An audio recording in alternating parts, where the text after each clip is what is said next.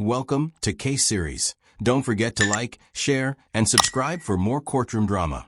No, it's Mr. Varga for arraignment purposes. All right, we are on the record in the 53rd Circuit Court for the County of Sheboygan. We are providing public access both in the courtroom and also online, and we're here to arraign a bench warrant, Mr. Trevor Kenneth McLeod. It's file 23-6748FH.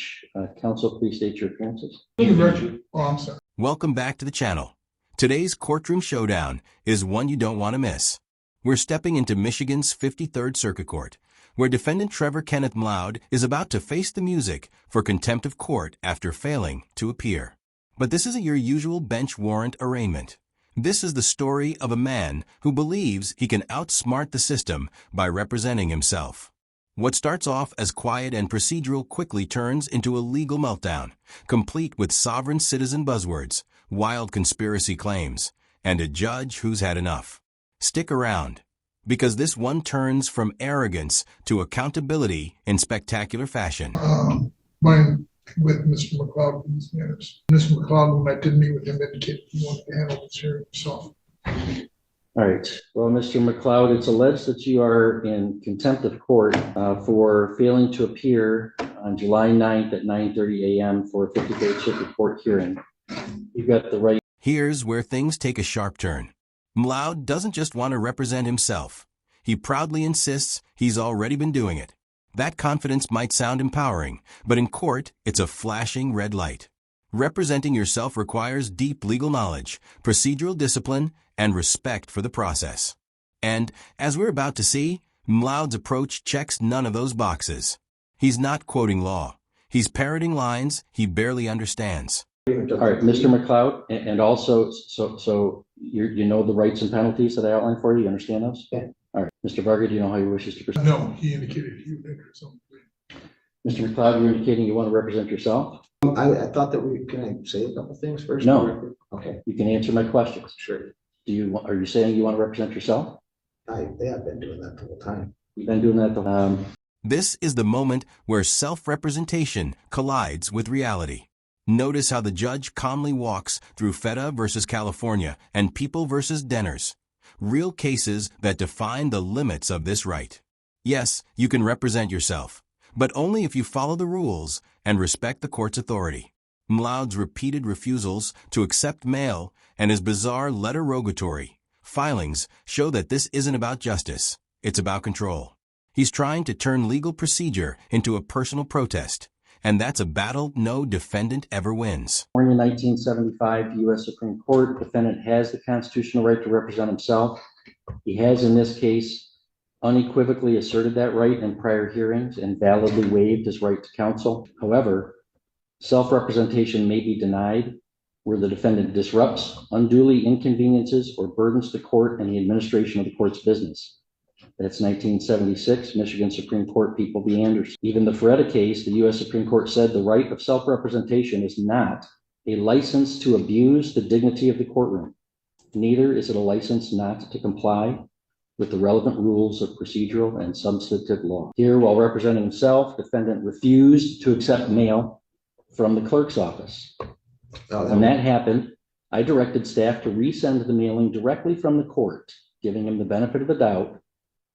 Because he was representing himself, he would surely accept something from the court. He again refused, writing in red lettering on the envelope, "Return to sender, and offer to contract is denied." And it had someone file a document on his behalf in his case called a letter rogatory for relief, which was legal nonsense, accusing the court of fraudulently using this case as some sort of security against his trust, claiming that all judges are foreign agents and or employees of the International Monetary Fund, which is absolutely absurd, and demanding that he be placed on some non-existent do not. This is not the first time that this defendant has disrupted this court's business.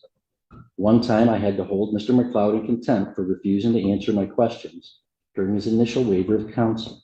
After that contempt, we were able to complete the waiver process and I allowed him to represent himself.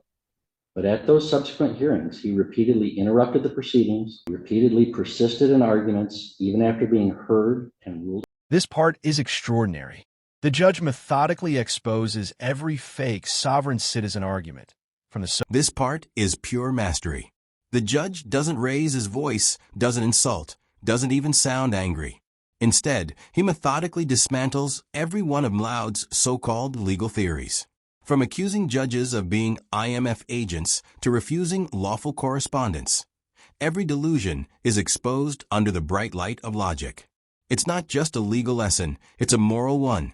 You can challenge authority, but you can't rewrite reality. With the exception of the last court date that he tells me that he thought the case was resolved, although obviously it was not. He has appeared for most of his prior court dates. Okay.